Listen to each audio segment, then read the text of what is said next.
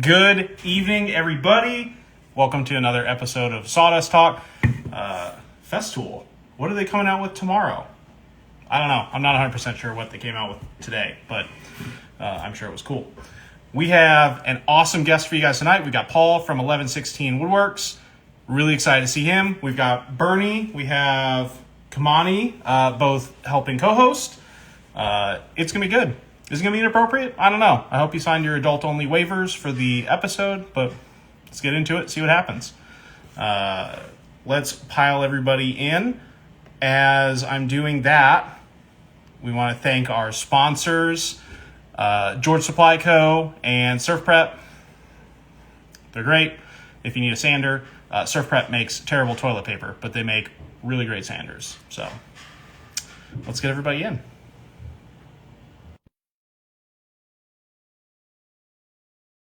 So we invite everybody and see if Instagram's going to work tonight.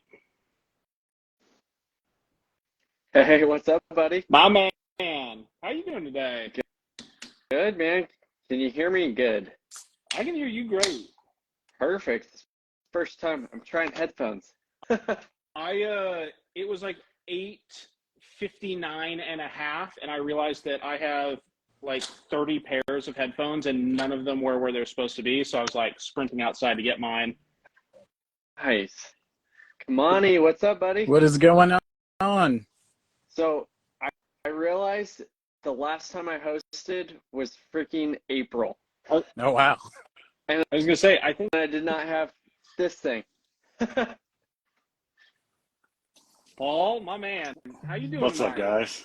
Doing good. What's up, Kamani? What's up, man? Been a lazy Oh, day man. today. Hey, guess what? This is the Washingtonian episode, guys. I just realized that. All of us, except for Braden, are from Washington. Yeah. We won't hold that against you, Braden. Hey, it kind of counts. I don't currently live in Washington, but I did live on Whidbey Island for a couple years. Oh, well, I mean, Okay. I guess that gives you the clout you need. I can at least I mean, get in the door. I guess we call this the Washingtonians episode then. Yeah, you were up there with Scott Oram.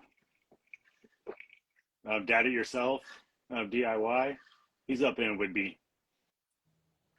Oh, really? I mean, I haven't lived there for 25, 28 years, so we might have missed each other. I mean, Scott may have been there. He's an old guy. Yeah. Well, I was a child, so if we did cross paths, you know, we probably were not at the same level. He was stationed there for a while. He was stationed there for quite a while and ended up retiring there. Oh yeah, yeah. My dad was up there back when it was a P3 squadron because he was a pilot. Nice. Oh, sick. So, and then we ended up in Nebraska, which is the only quadruply landlocked state in the entire country, running the recruiting district for the Midwest. Because it turns out it's super easy to get guys to join the Navy if you just walk in and be like, "Who wants to see that ocean y'all have heard all about?" Sounds about right. What's this water you're talking about? Exactly. There's a thing called water? Beaches? What? Yeah, my dad was a shooter on an aircraft carrier too. We used to joke that it wasn't going to fit up the Missouri River. So Definitely won't. all right. Well, I guess before we just go off the rails, I guess we should do the formalities. Guys, my name is Braden Boakes. I'm with Little Bug Woodworking. I do a little bit of everything: epoxy, CNC. I make a lot of mistakes and just kind of keep going. So, Bernie, what you got? Oh, Bernie from Bernie Builds. I'm out in Ellensburg, Washington, but I am not in my shop today. I'm TDY, so I'm sitting behind these lovely blinds. Do pretty much anything woodworking, tables, benches, chairs, you name it. I've been using my recycled scraps and making pieces of art. So that's what I've been up to lately. Turn over to Kamani. Oh, and by the way, I haven't hosted frickin' Sawdust Talk since April. So, I'm Kimani with Van Street Designs. I'm down in Tacoma, Washington. I do a little bit of everything as well. CNC, laser, epoxy. I just kind of experiment with all mediums and, have fun with it. Paul with 1116 Woodworks down in Camas, Washington. Do a little bit of everything. Some wood turning, small bowls, pens, epoxy, pretty much whatever I can get my hands on. I'm working on trying knife scales right now. So, nice. All right, settle down, Paul. It's not all about you. Actually, it is, isn't it? So Paul, why don't you give us the story? How'd you get into what you do? What do you do? The 10-second elevator pitch, whatever you want to call it. As far as how I got into woodworking, it really started back in high school. Wood shop class, just made some small stuff. My grandfather had a wood shop after he retired, and never realized how much I enjoyed it until a few years ago. Outside of that, for regular work, I'm a photographer, work for an outdoor apparel company, and yeah, that's about it. Cool. All right. Well, see you guys. So I've kind of been scrolling through your Instagram. There's a picture of a bear here. What are kind of the tools that you like to work with? I'm guessing that's probably a grizzly reference, but what's your shop situation look like? Pretty much. It's pretty much half of a 2-car garage, even though it's a complete disaster right now. Like, my router table has my oscillating spindle sander on top of it. My drill press has epoxy molds laying on top of it. Really, the only thing that is actually clean in my shop right now is my lathe, because that's what I've been doing mostly lately. No, I'm trying to think of a bear. There's just you have some just like out of left field pictures on your Instagram feed. Like, you've got Tom from MySpace on here, and then here. Oh yeah. Let's go on we're gonna go on a field trip. Just scrolling down and just a bear. I don't remember what post that was. I just started putting up random pictures for covers of reels, just for the hell of it. Like, I got tired of chasing the constantly changing algorithm. So I just got to the point where the people who follow me because they like what I do, not because I'm chasing the algorithm. So the music that I use is all music that I listen to on a daily basis for the most part. Anything from metal to rap to local Kansas City stuff. I post what I want and how I like to post it. And I mean, that's just the way that I see it works best for me, because I don't have time to really work the algorithm and sit down and spend a full-time job editing reels.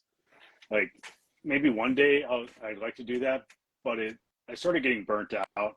It started feeling like a full-time job while I was working full-time, taking care of kids, and I wanted to go back to being fun and no stress on it, no deadlines. It's like, hey, I've got a few hours, I want to go make something, and then I just do a quick video and post the music that I like.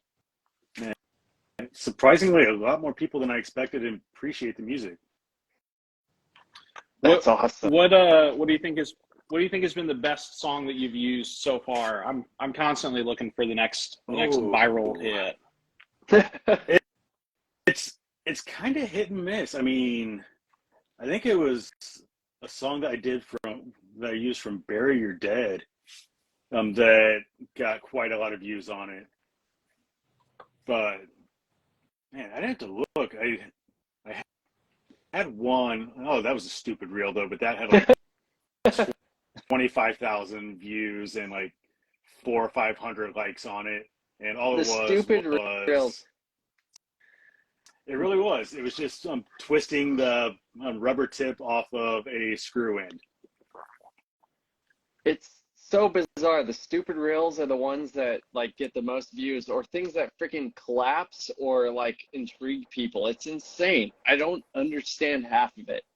I mean, I Yeah, like the way you're going with your well, I'm gonna post what I want and what music I want. That's actually a freaking awesome idea. yeah. Hey, that's kind of how I've always been though. I've kind of always been unapologetic for how I do stuff. It's this is who I am, take it or leave it. That's the Southern in you.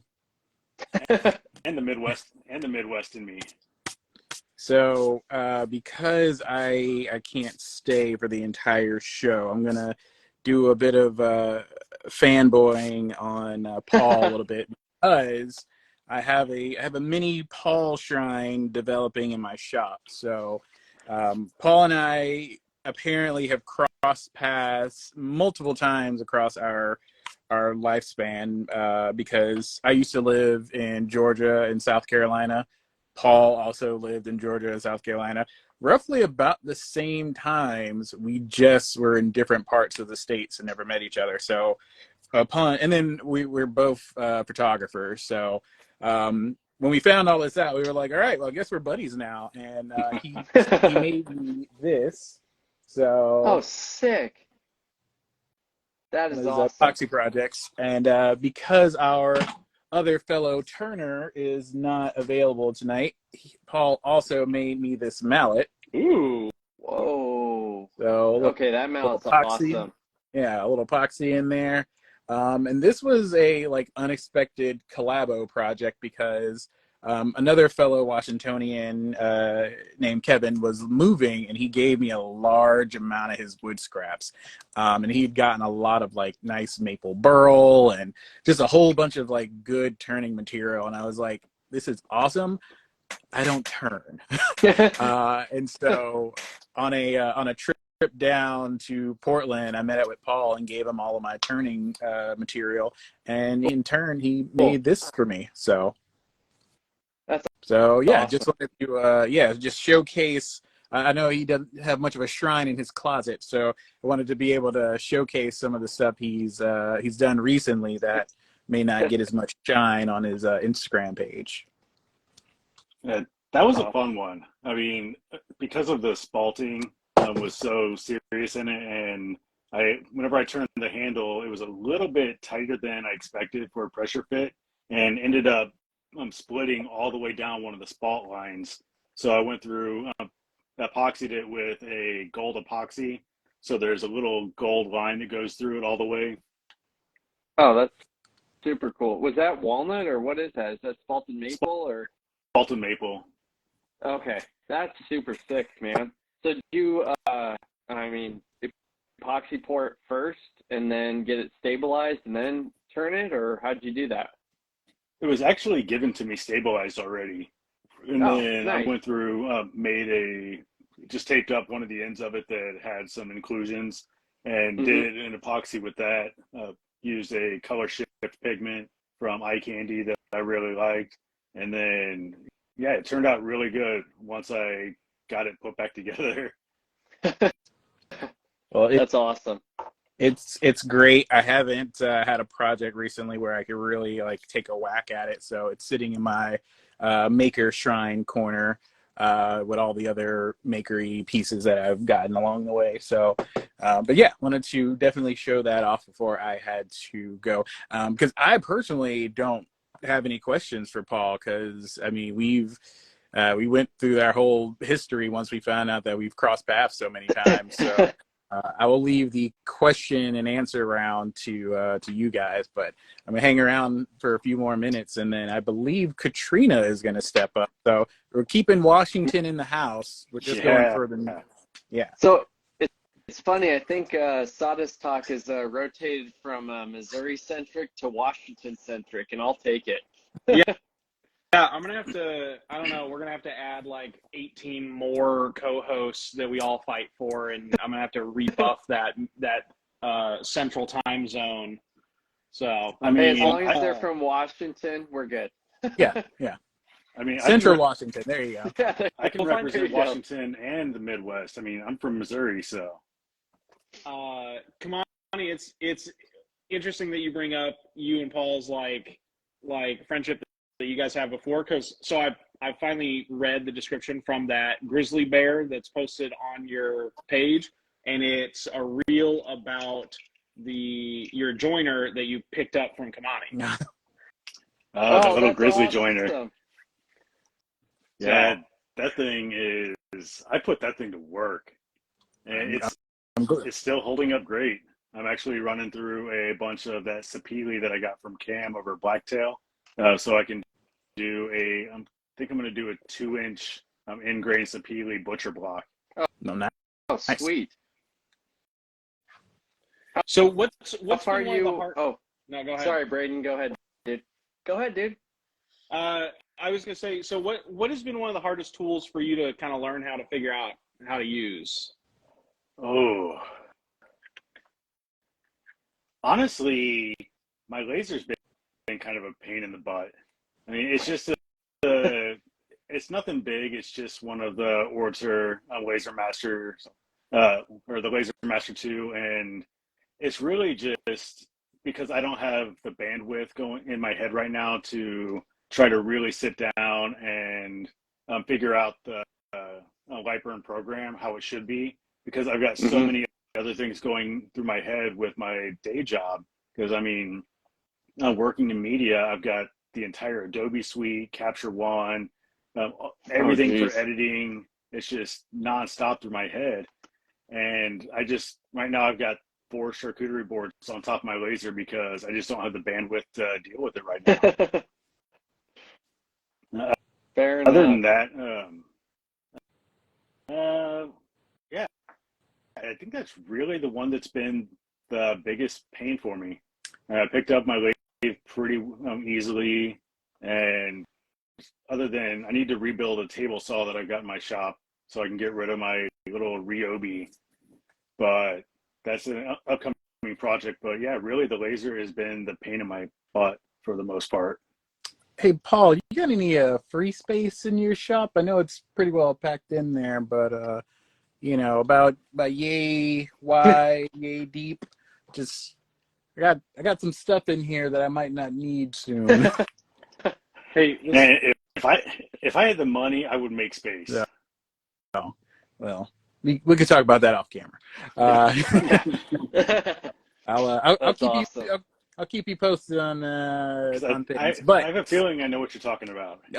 I bet you money you don't know what I'm talking about. But like I said, we'll talk later. But I have to head out. I have to put little ones to bed, so that's my time. But I believe Katrina is down, and she's going to jump in. So, Bernie, great to see you on camera. Good seeing you too, brother. Always a pleasure. Monty, good to see you, buddy. Hey, bud. I'll catch you all next time. Sounds good. See you next time. All right, Paul, while we're transitioning co-hosts, you said earlier that your lathe was the only thing that is clean and ready to work. So what have you been working on the lathe? Right now I've got 4 pens that are ready to turn. One of them is going to have a matching toothpick holder with it. That one I'm doing out of Buckeye Burl. Sick. I just did a set that I took down to my buddy Michael at Calavera Tools down in Charleston. I took him a pen and matching toothpick holder out of Ebony about 2 weeks ago. And then I've got a Chate Viga handle that I'm working on right now for a 290 gram solid brass mallet head. Wow. That's awesome. So that's a project. I'm having fun with those. I mean, it's really, the head is only about this big around, this long. So, but it's pretty hefty though for what it is. But the Chate Viga handle is turning out beautiful with it. That's awesome. So I just got a lathe and I find it absolutely addicting. I don't know what draws you to the lathe. I mean, I've had it for a week and I've done like 10 bowls and like 4 or 5 vases and just trying to figure it out, dude. See, you're already doing better than I am. No, I don't know about that. any vases yet. I like doing stuff that I can knock out quickly because I have limited time in the shop whenever I'm out there. Mm-hmm. Hi, Katrina. Hi, Paul. How are Uh, you? so I'm doing good, but yeah, like Oh, yes, that's hell the yeah. This that's is the other awesome. one. Yeah, it's pretty Man, nice. poor me and Braden are the only ones without sick freaking hammers or mallets. Yeah. Yeah, the one that Katrina has on the top end of it is a color shift epoxy, or it's a color shift pigment from eye candy. Goes from a purple to like a coppery gold. That is awesome. Wow. That's super I love cool. it. Those are the only two I've So, made like that. I love it. well, at least they're for fellow Washingtonians. That's all that Yeah. matters, Well, right? Uh, I grabbed it from him. Well, I bought it from him from the maker meetup that we had down in Tacoma. And that was a lot of Uh, fun. the one I missed because I was back in Washington, D.C., that one. Yes. But, we're just waiting for Michael to get some time because, Mr. Alm is really busy renovating. So, Yeah. Well, hopefully we can all meet up. I mean, that'd be awesome again, especially meet you in person, Paul and Katrina. So, yeah, yeah. definitely. Yeah. Hopefully we'll have our Portland Maker meetups starting up again soon. I do want to come 'Cause, down for that. I mean, they're well, usually a good time. There's usually a really good crowd. That's cool. that's awesome. I might fly down. I mean, it's not like it costs you anything. Well, Yeah. it costs me a gate fee. I mean, it's not 100% free. I have to pay the airport fee. Uh, That's Well, not that bad, though. at that point, yeah, it's just not even worth it. Why bother? Yeah. Exactly. Continue about Paul. So we have a question from Lumberox. What's your least favorite wood to turn? oh, that's a tough one. Really, anything that has that's really fibrous because it tends to tear out a lot easier. Sapele turns pretty difficult because the fibers are so long. That'll tend to tear out some. Um, let's see. Camphor burl is that camphor makes the shop smell like Vicks Vapor Rub for a week. That sounds terrible. Uh, it gets to be after a while. Um, Spalted tamarind is just for the smell alone. That's probably my least favorite to turn, but it looks so gorgeous when it's done though. What's it smell like? Yeah. I can't even explain what it smells like. It just stinks. That is bizarre. Parkwood. So it's not like a tamarind drink. It's something No. different then. I don't know if it's the whatever they use to stabilize it with that smells, but it always smells, and I don't care for it. What's your favorite one to turn then? What's your favorite wood that smells Ooh. well? That for the smell. I should reference that. Initially, camphor burl. That's just Oh, initially though. But after a while, could you get that Yeah, that it really- minty smell that yeah, it clears out everything. Let's see. I mean, you can't go wrong with walnut. Spalted maple is really good to turn as long as you take it slow and easy, so it doesn't just completely blow out. Funny. Let's see. I do so much that it's really hard to say because I'm always trying different pens with different exotics. Canary wood is one that I don't really care for as far as turning goes. You'll thanks. have to. I'm one not gonna of these- lie. Oh, go ahead. I was just gonna say, one of these days you'll have to go to Maker Camp and go turn with the big boys. I need Just to. say, to be honest, I haven't heard of half these woods you're listing off of. I'm like, I got walnut, I got maple, I got oak, and you're listing all of these off. It's freaking amazing, dude. Honestly, I wouldn't have used half of what I've used if they didn't have small blanks at Rockler and Woodcraft, and because That I've makes got sense. them less than an hour away. Like they're 10 minutes away from each other, Mhm. but it's over on the south side of Portland. So I've got to go 40 minutes to get there. But they've got a really good selection of exotics so I can try different stuff. Oh, that's cool. I know Gerber Design Co. He didn't put it in the question block, but he did ask in the comments. You know the famous Cam, because you had mentioned you got some wood from him. So He's my I like know, wood idol. I know him in passing. Right? Okay. I shot him a message. He had some stuff that he was giving away. I went over to a shop, picked it up, and then we bumped into each other at Portland Maker meetups with him and Cool. Jason He's Hibbs. not too far from you at in Camas, is he? No, he's over in, let's see, technically he's over in Beaverton. So he's right on the edge of Okay. Portland. He's So not like that 10 far minutes away. down yeah, he's like 10 minutes away from the Woodcraft. I'm going to be honest. I was hoping for that answer to be, yeah, no, I've never met him in my life. But I just broke into a shop and just rummaged around and kind of walked out. So I always found it in what's the word?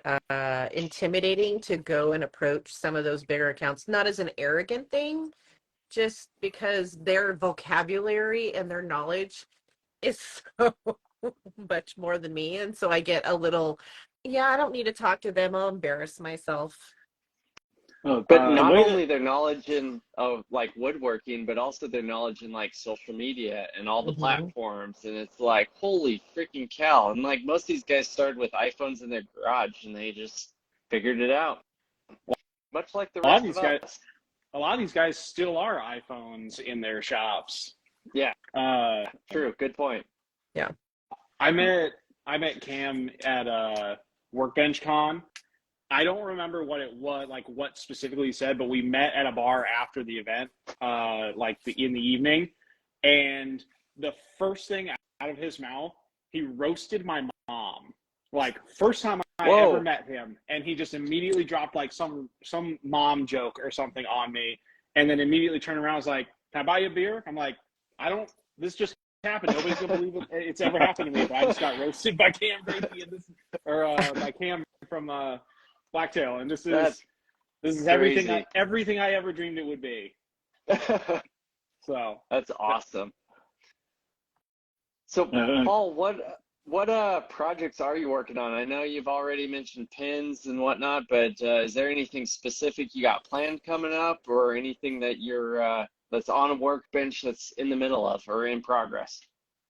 I think the biggest thing that I've got on deck once I get some space cleared up in the shop is because working in media, photography primarily, my downstairs guest bedroom is I'm turning into my photo studio, so I can do all my tabletop stuff, headshots, portraits. But the Cool. walk-in closet, which is what I'm in now, is going to be my command center. So it's what is it? 4 foot, about 4.5 foot wide, probably 8-9 foot long.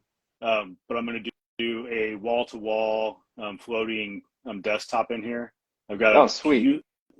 I've got a beautiful piece of walnut that I picked up from Gobi Walnut that isn't wide enough, so I'm going to build the mold out and just do epoxy on the sides. And I think I'm going to route out some LED strips for the sides, so I've got a little bit of a glow coming up through those, just as a little ambient lighting. But Sweet. that's really going to be my next big project, and then probably do a little bit of soundproofing. These shelves are going to get raised up because I've got 8-foot ceilings in here, just to get them completely out of the way. But yeah, I think that's going to be my next really big project for myself. And I'm not really doing any commissions right now because, like I said, I'm doing what I want to do, no timelines. I just make stuff, and if it sells, it sells. That's awesome. That sounds like a freaking blast. No Yeah. commissions, just doing whatever the hell you want. I wish. Okay, who's DB Wood Turns? I've talked to him I've talked to him a little bit. I can't remember where he's from. whoever I think he's He just. is. He is enthusiastic in the chat. Well, I mean, Mike, I did say join, troll, talk, ask questions. So uh-oh. I'm expecting So to see you some got trolls in some. here. I was gonna say my chat's frozen, so I don't get to see this joyous talk. But trolls are great.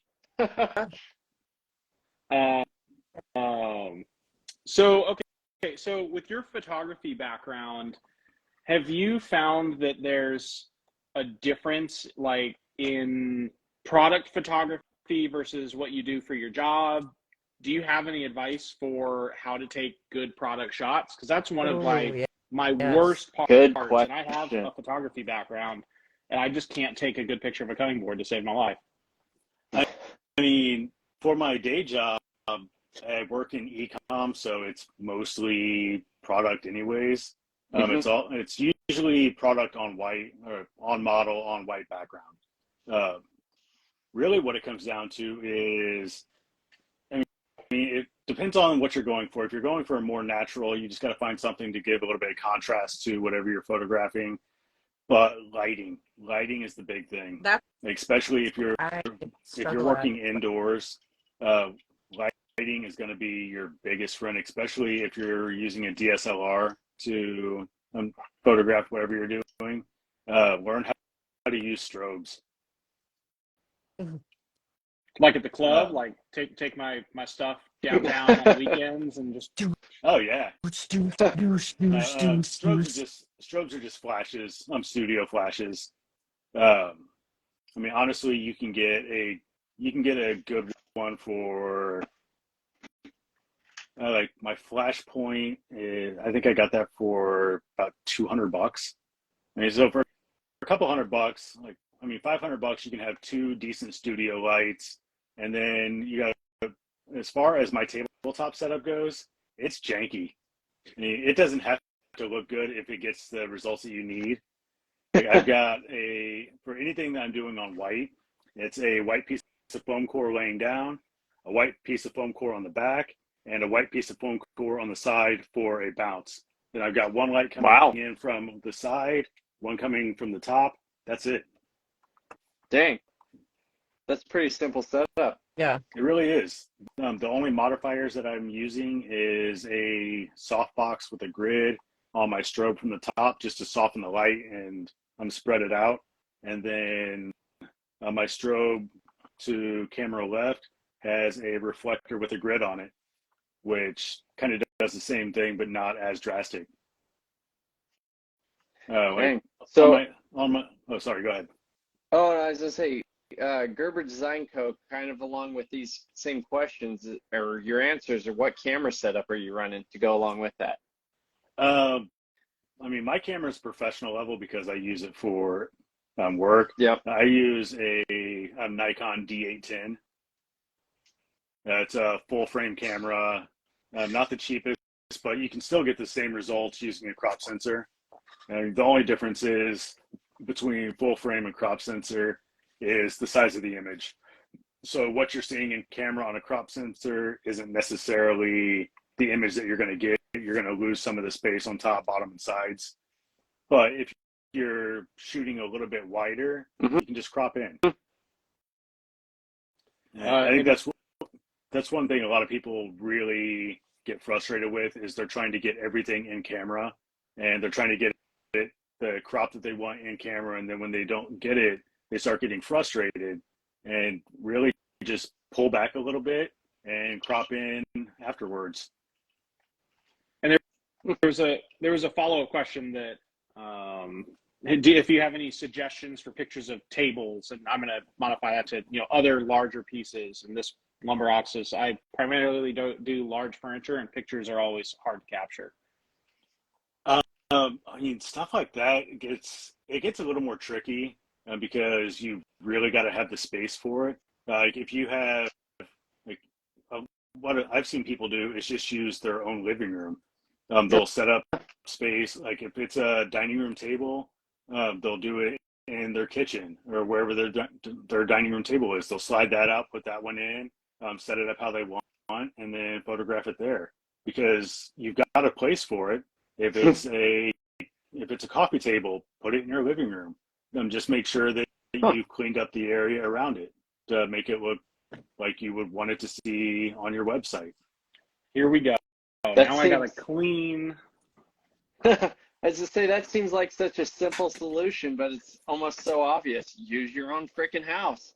I mean, really, you've got to use what's at your disposal. I was assuming that the answer was just going to be, well, you just need bigger pieces of foam core. Call good. No, if you want to shoot it on white, use setup like I mean, you can even use just some kind of conduit. Spread it out, put a sheet over it, run a sheet on a sweep. So instead of it coming straight down and then straight out, run it out like this, and then set your stuff on just a white sheet. Make sure that there's no wrinkles in it unless you want to deal with it in post-production. Yeah, it's really about using what you have at your disposal, and once you start seeing these things, oh yeah, I can use this. And no, Katrina, get back here. Katrina's like, I'm out. Once you start realizing that you can use stuff that you already have around your house, life gets a lot easier. Allison Carroll asked, you mentioned foam core boards. Do you think those small photo booths are worth it? I've actually got a small one that I was originally using for my pens. And I mean, for the price, it's really not bad, especially if you've got one that you can shoot from the top and the front.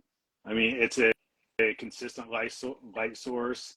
They're usually color balanced to 5600, which is daylight. But yeah, they're inexpensive, and for doing small stuff, they're great.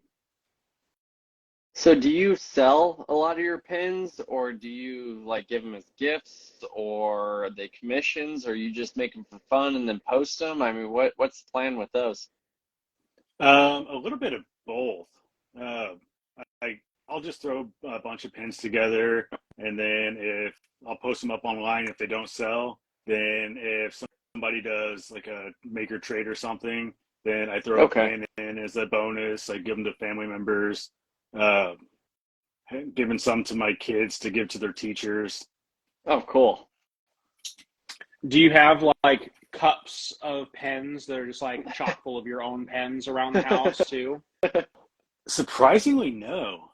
I've got one pen that I use that I made, and it was the very, very first one that I made. Everything else kind of gets sold or given away. Like, actually, I don't have any in here. The only thing I've got in here is a razor. Oh, you made the handle for that? Cool. That's pretty cool. That's sick, dude. Yeah, and that was just awesome. sitting in here because it never sold. The thing that I've been doing recently that I've kind of gotten into is steel tip darts. Oh, those are cool. What? Okay, that's awesome.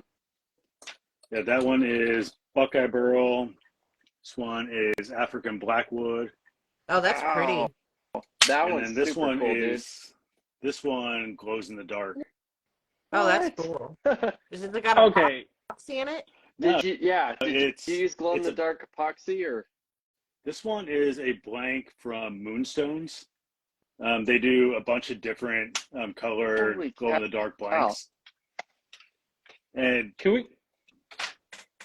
Go ahead. I was just gonna say, can we just for the audience address the fact that a glow in the dark dart implies playing darts in the dark, and we legally are not allowed to condone that. Our insurance does not cover that. If you do it, you didn't hear it from us. So thanks for the safety. It doesn't necessarily have to be dark.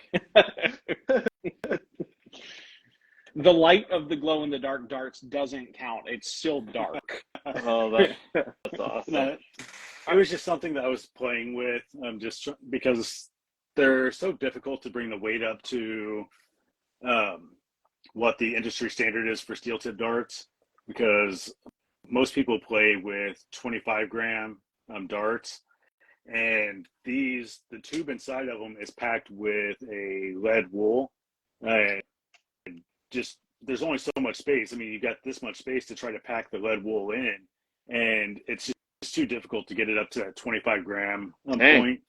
So I was trying to find something that was a little bit denser to make my life a little bit easier for bringing the weight up. And it's really not feasible. I mean, 24 is the highest I've gotten. They tend to be around 22 grams for the most part, which is still good. It's still good, fun for recreation. It's just not up to competition level weight, though. More All right, decorative. so yeah, decorative. Nothing too perfect asked. Where do you buy your pin kits for turning?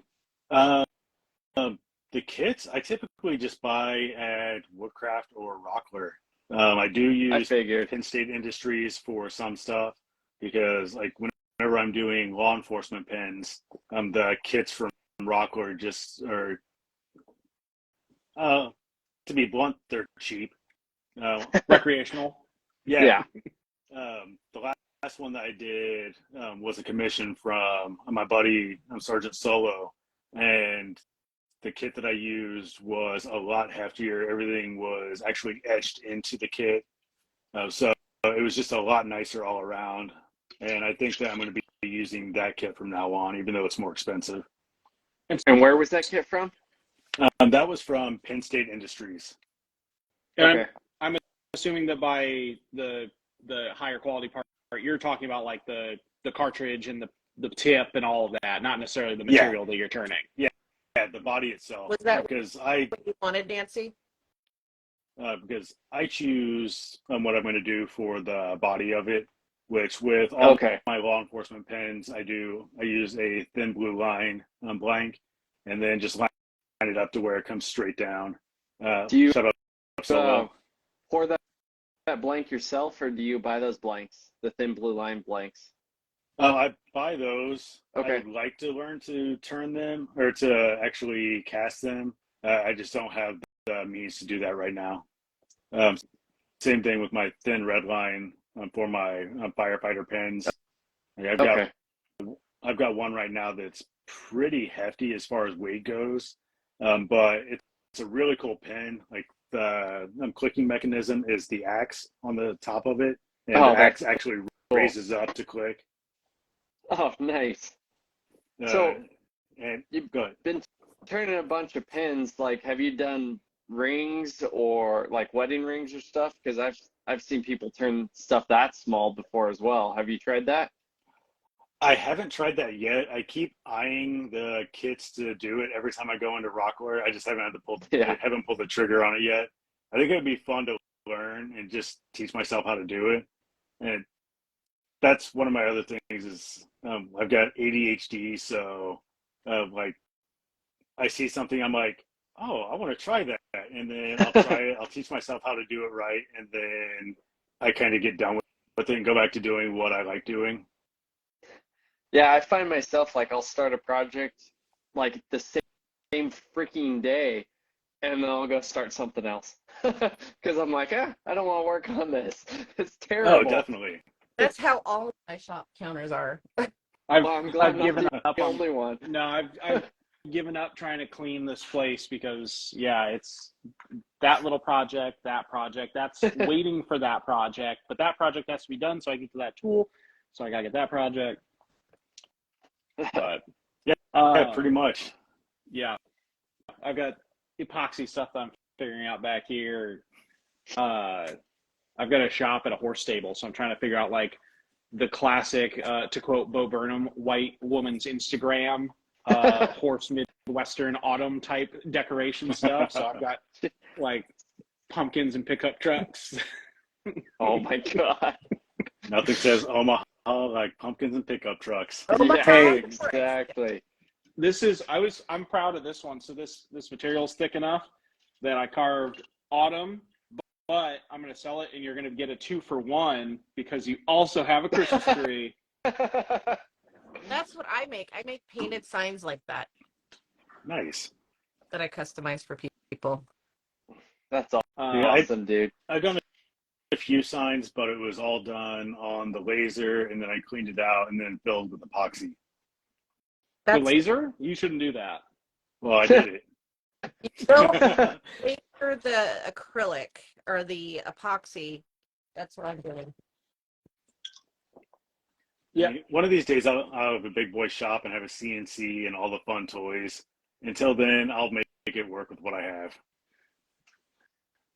Yeah, anybody that's listening, down at the bottom, there's a little question, like a little chat bubble with a question mark in it. So if you click that, you can put any questions that you have in there. We try and catch them in the chat, but it's just going, so we miss a lot of stuff. So make sure you put them in that little spot. Mm-hmm. Or like my chat's frozen right now, so I can't see what anybody puts in the chat. So as long questions as in the question box. as long as you got your question in that one little section of Bernie's that froze, your question will definitely get answered. All right. This is one from earlier. Lumberox asked what table saw you're restoring.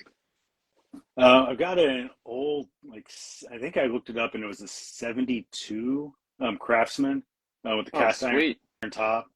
So I'm going to pull the motor and completely clean the entire thing down. I've already got the sides torn off of it. I'm ready to clean those up, repaint. But yeah, once I find a new motor, I'm going to do. My buddy Lucas over at Man Made Media gave me an insight on instead of using a regular the belt on those, it's like a V belt, so you can cut it down to size and reattach it. He said that those things are great, so I picked up one of those. So whenever I get the new motor, get it cleaned up and everything, and get it redone, that's what's going to be on it. But I wanted something that was going to be a little more robust, and I wanted something where I could actually use better miter gauges and just everything, because this little crappy aluminum top Ryobi just doesn't do it. And it's got those stupid little tabs in the miter slot, so you can't use any other miter gauge in it unless you cut the tabs out. And that sucks. yeah, and there's just too much slack in it too, so you can stick it in and it just wiggles back and forth. But That's unfortunate. It is, but it's a Ryobi contractor saw, so you don't expect much.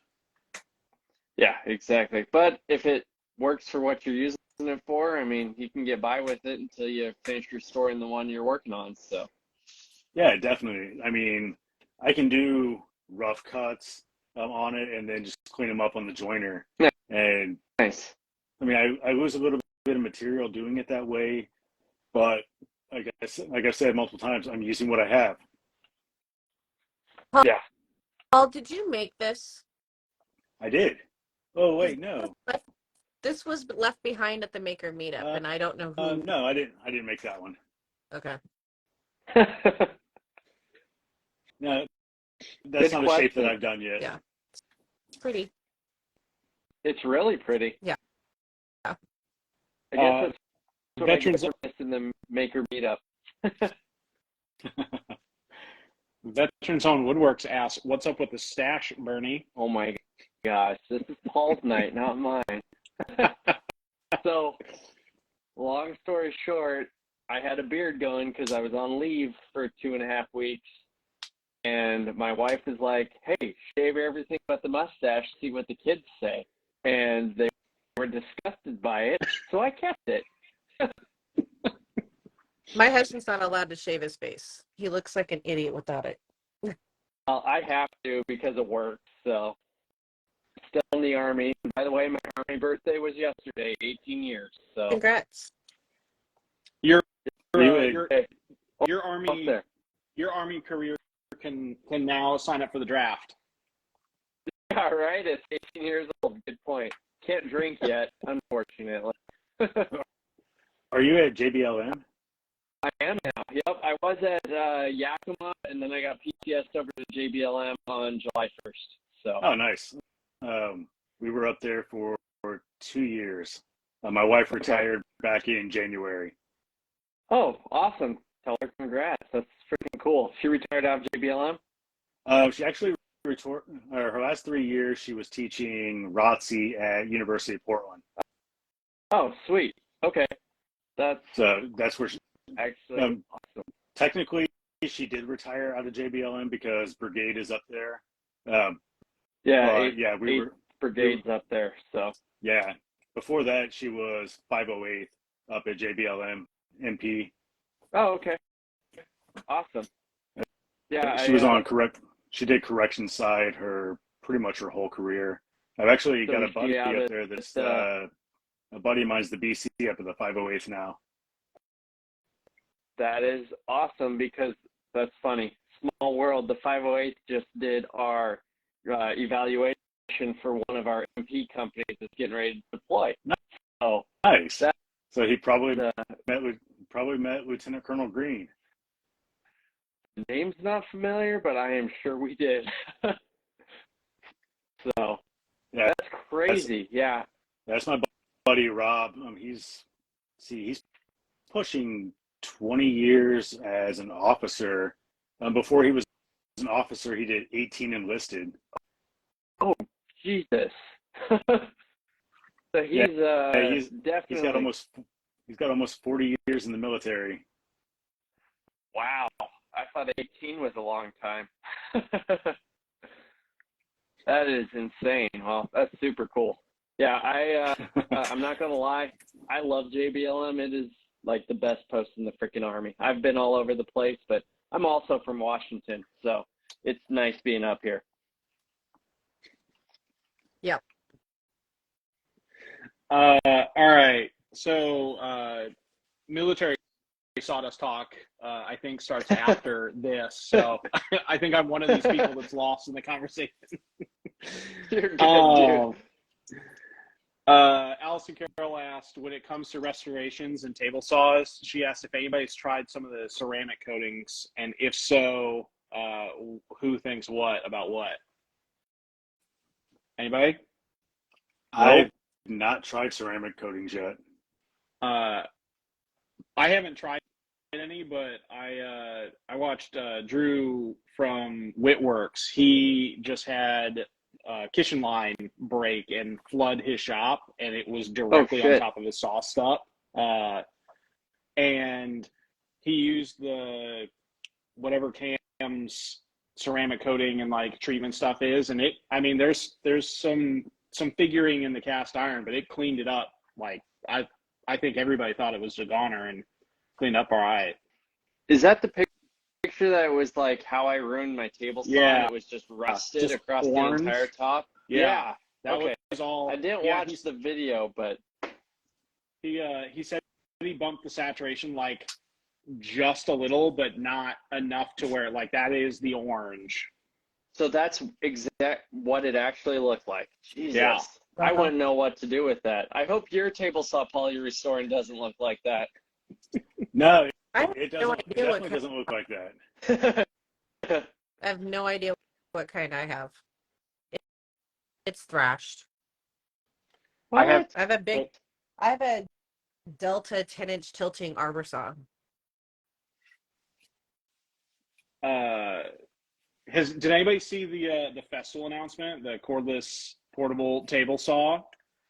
No. I thought my Instagram feed had turned into TravCon, or not TravCon, WorkbenchCon. Sorry, other jobs in my brain. Yeah, everybody's talking about festival on Instagram. I thought I was just scrolling through everybody's today. But it looks like isn't this the same saw that they released in Europe like months ago? I didn't realize this was new. I thought I'd saw it. I think I'd seen people talking about it in the past, but it was the official release of it. I mean, it's nothing that I'm gonna spend money on. The only thing that I want from Festool really is just a better sander. I mean, I'd be okay with the domino, but I don't want to spend the money on a domino because I can use a freaking Dowling jig. Just takes me a couple bit more minutes. So I'd be happy with a biscuit joiner. yeah, exactly. I don't know. Y'all can pry my domino from my cold dead hands. So I love You that can thing. send it up here. That's okay. I'll borrow it. I'll give it back. I promise. Just bring it with you on a maker meetup out here. I will. It'll be my +1. Hey, you should next time we do a Tacoma/Seattle Maker meetup, just come on up.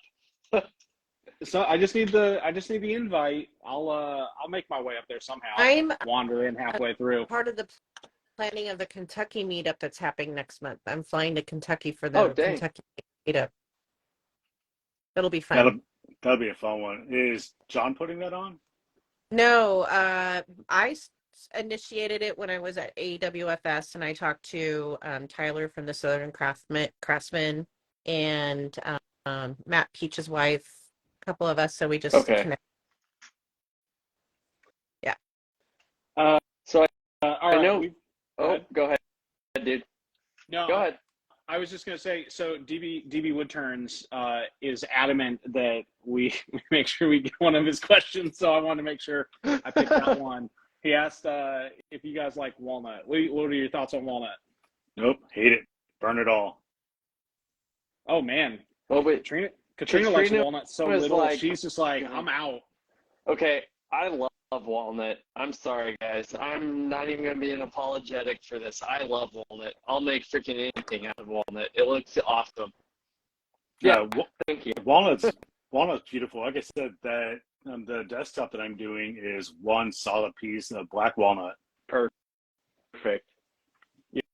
Yeah, walnut's just that easy to work with wood that always, I mean, you have to work so hard to mess up a decent piece of walnut. Yep. Yeah. So I will say though, it definitely does a doozy on my lungs and breathing. If I'm not wearing a mask, walnut just like I feel like I have worse onset of allergies on planet Earth if I don't wear a dust mask when I'm working with walnut. So I think a lot of people forget that it is technically a nut tree. I mean, so if you've got a nut allergy, it is adjacent. exactly. It's nut adjacent. So you feel like you have the worst allergy onset on planet Earth.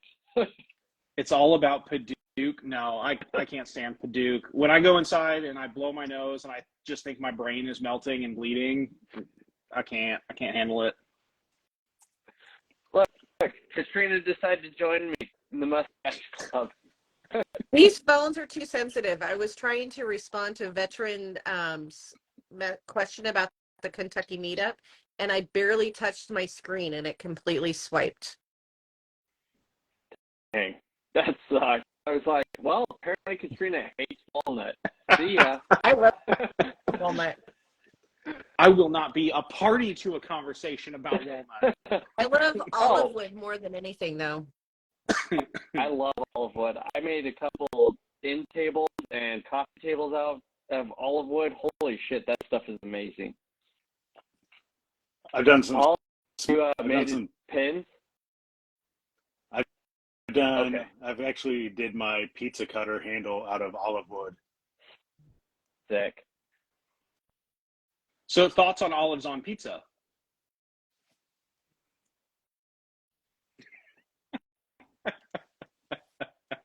Black olives only. Oh, yeah. Black olives only. I'm a pepperoni girl, so. Okay, so now we're going to this path. This is completely off topic. Pineapple on pizza? If I wasn't hosting, I would leave. If I wasn't hosting, I would leave. Actually, you know what? No. Because of that, you know what? We're ending this. We're ending the thing.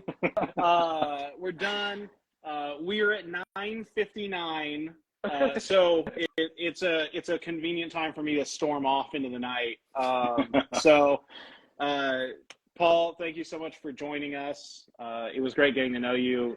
It was a lot of fun. So, you guys have any last second real quick questions? Hey, Paul, it's awesome. Another maker from Washington. I feel terrible that today was the first day I decided to follow you. I should have done this a long time ago, so I'm apologizing. Oh, good. To come in the next maker meetup, I'll bring you a Hawaiian pizza.